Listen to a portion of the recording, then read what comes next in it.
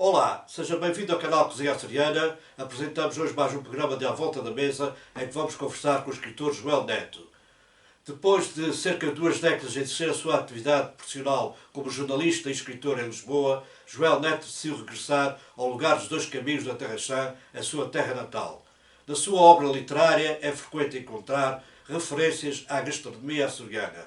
Vamos então conhecer um pouco do imaginário de sabores que podemos encontrar nos seus romances. Joel Neto, é uma honra para nós poder falar um pouco consigo sobre a abordagem da gastronomia na literatura.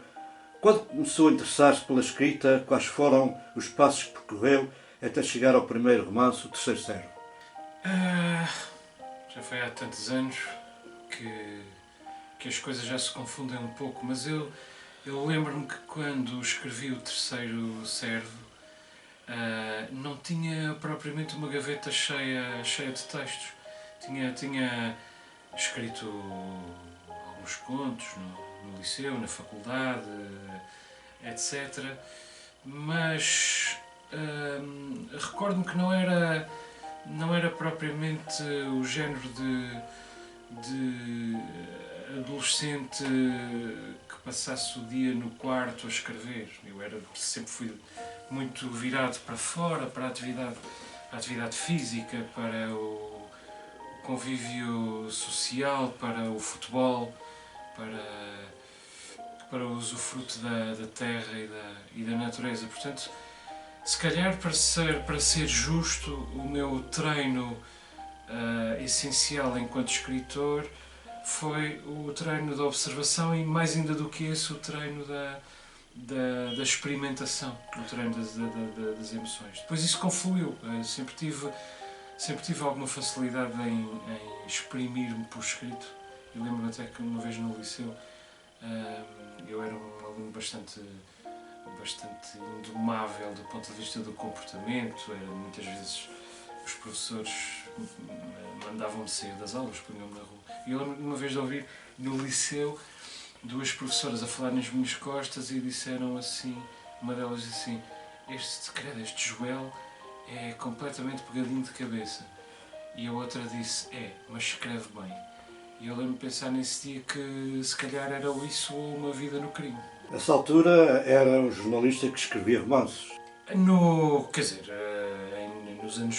No início do século XXI, o meu primeiro livro é do ano 2000 e, portanto, nos anos 90 eu era um jornalista que tinha o sonho de escrever um romance. E depois que estava a escrever um romance e depois que o publicou. Mas eu também tenho a plena convicção de que eu chegar à publicação, ainda por cima numa grande marca na altura, a Editorial Presença, acontece em grande parte porque o país estava à procura de jovens autores portugueses. Em resultado do sucesso de uma escritora portuguesa que abriu um novo universo, aquilo que se chamava na altura literatura light, Margarida Rebelo Pinto, e portanto não importava se os escritores eram light ou outra coisa qualquer, o que importava era que fossem portugueses, idealmente jovens, e que houvesse alguma esperança de que pudessem fazer um percurso literário. E é assim que apareço eu, é nessa mesma altura que aparecem o Zé Luís Peixoto, o Pedro Teixeira Neves, o António Manuel Vende, e depois logo a seguir o João Tordo e o Gonçalo M. Tavares, etc. Portanto, nós somos essa geração que beneficiou da procura que as editoras portuguesas faziam de jovens autores nacionais. Após 20 anos a residir em Lisboa, surge a decisão de regressar às suas origens. Quais foram os motivos que o fizeram voltar? Bom, há motivos próximos e motivos mais remotos, digamos assim. O motivo mais próximo foi a crise económica de 2011, com a qual eu acabei por não sofrer. Na verdade, continuei a trabalhar e a ter muito trabalho durante muitos anos, mas era na altura um jornalista freelance, uns anos antes tinha abdicado de ter um emprego em favor da liberdade e sobretudo da criatividade e da oportunidade de me dedicar mais à escrita literária, mas estava vulnerabilizado perante uma crise económica que, como nós vimos, entretanto, e já se imaginava na altura, ia atingir o setor dos média com grande vigor, e eu até esse momento ainda era sobretudo um jornalista que escrevia livros. E portanto, essa é a principal razão próxima. A principal razão remota, e na verdade a maior de todas as razões, é o Arquipélago, o romance que eu publiquei depois, 3 anos depois,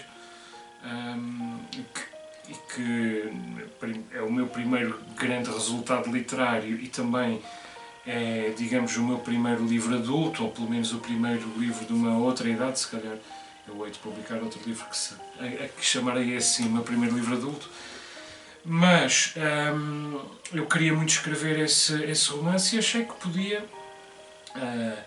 reduzir as minhas necessidades, vivendo na Terra Chã, proteger-me, portanto, da crise económica, e dar-me também a oportunidade de escrever o romance que eu sempre tinha querido escrever, um Bildungsroman, um romance de formação sobre, com a paisagem dos Açores como pano de fundo. E isso foi bem sucedido, acho. Foi a melhor decisão que eu alguma vez tomei.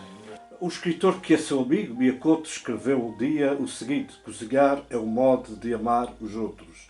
Nos seus romances, sobretudo no Arquipélago, evoca os cheiros e sabores que remetem para as memórias da infância. Qual é a relevância dessas referências da cozinha tradicional para a construção de uma narrativa literária?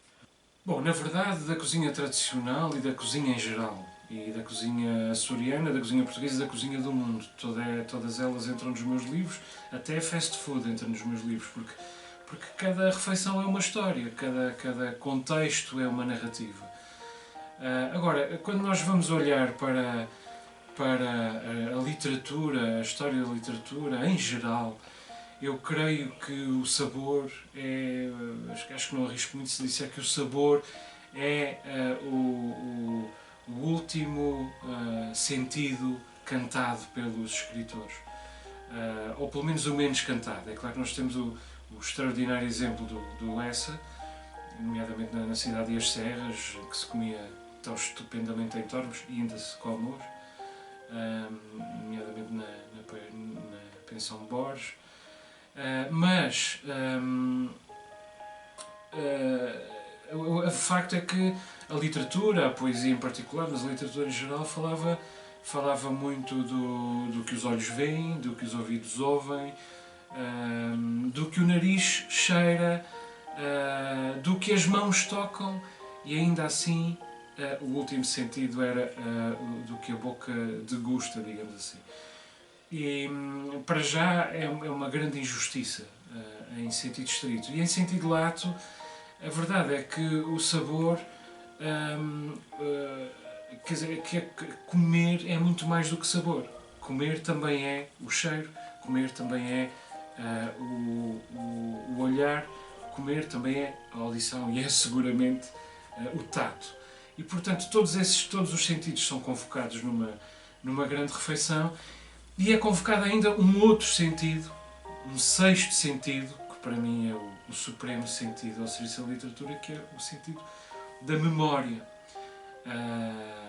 Eu chamo de sentido por uma questão retórica, como é evidente, mas a memória é aquilo que mais entra em jogo sempre que eu escrevo sobre comida, mas em particular, evidentemente, quando escrevo sobre comida tradicional, porque é aquilo que nos liga aos nossos antepassados, mais umbilicalmente, é aquilo que mais facilmente convoca a memória de uma cozinha de infância, e que era o espaço onde se passava a noite e muitas vezes o dia na infância das pessoas da nossa idade, a minha e da tua idade e de outras idades anteriores à nossa. De maneira que, quando eu escrevo sobre comida, eu escrevo sobretudo para estender o braço na direção dos meus antepassados, dos nossos antepassados, do passado, também do outro, daquele que comeu connosco, daquele que cozinhou para nós, ou daquele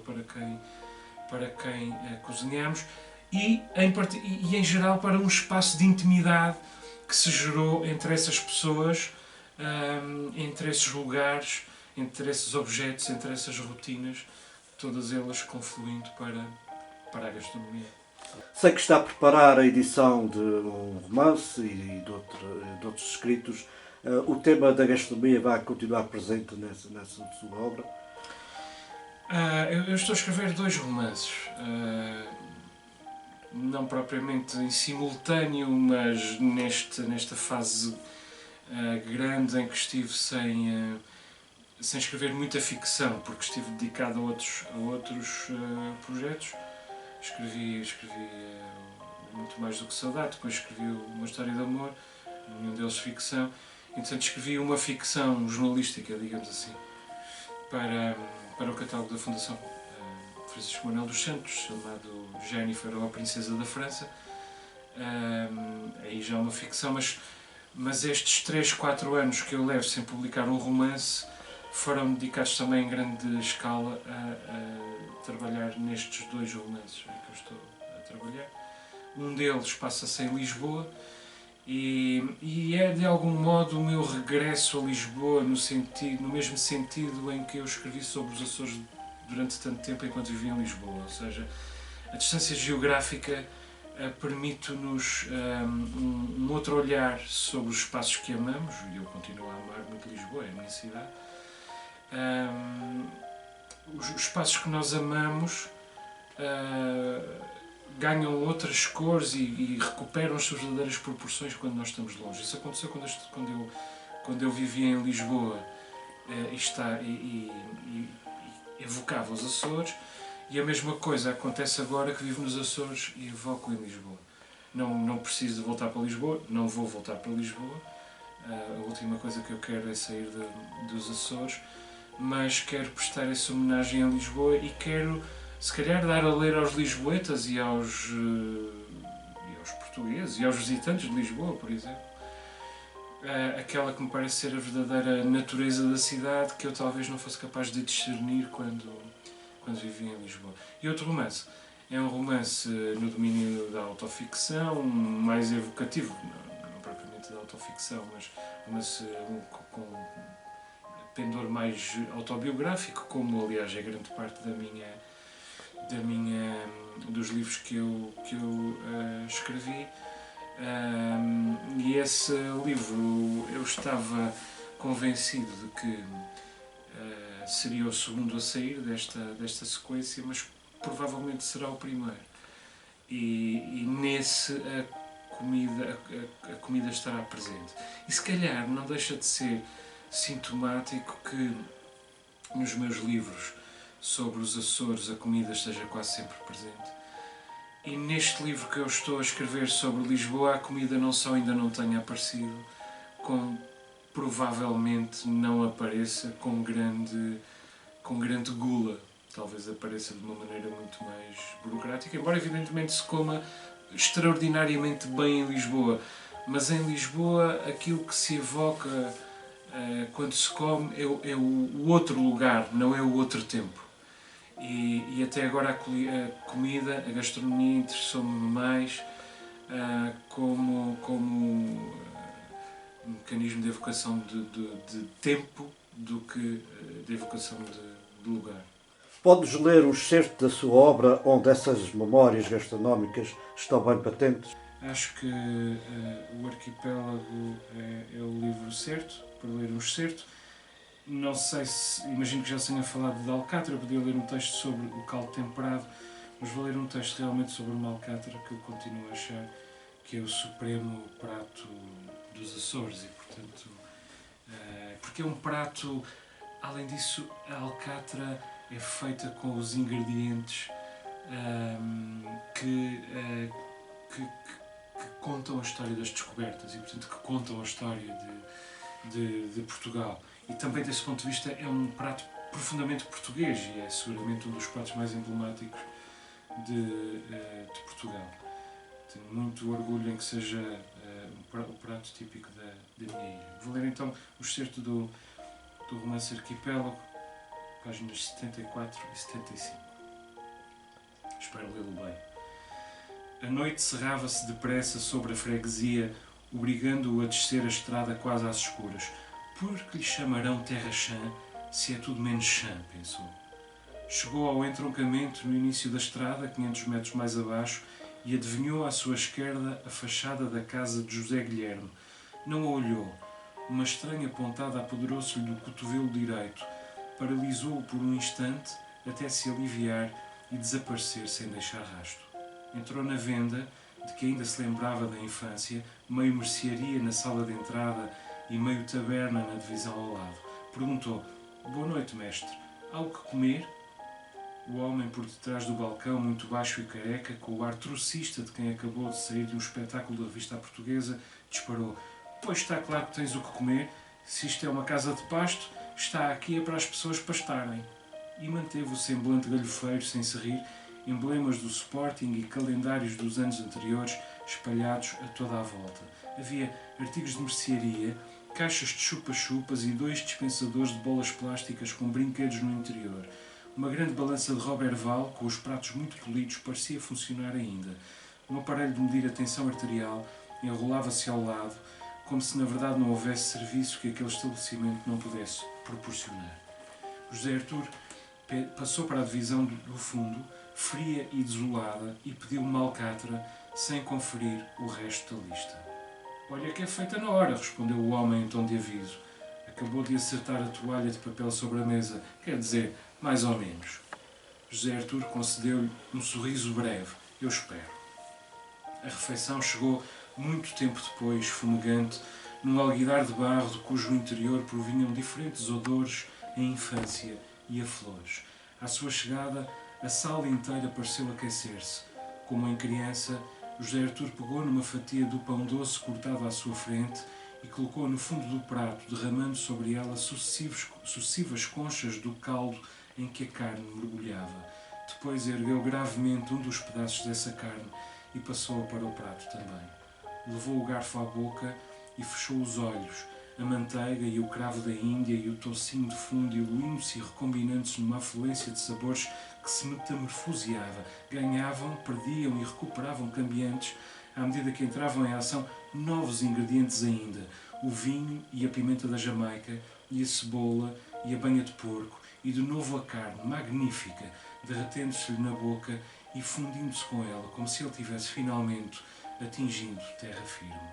Comeu até ao fim, numa voragem antiga, e depois pegou nos últimos pedacinhos do pão doce e pôs-se a ensopar o resto do molho, comendo-os também.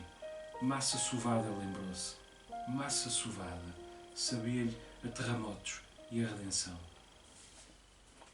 Terminamos mais um programa de À Volta da Mesa, em que tivemos a honra de ter como convidado Joel Neto. Pode seguir a nossa atividade no nosso site cozinhaçoriana.pt ou nas redes sociais Facebook, Instagram, Twitter e YouTube, e também no meu canal. Prometemos voltar com outro convidado para mais uma conversa à volta da mesa. Até breve.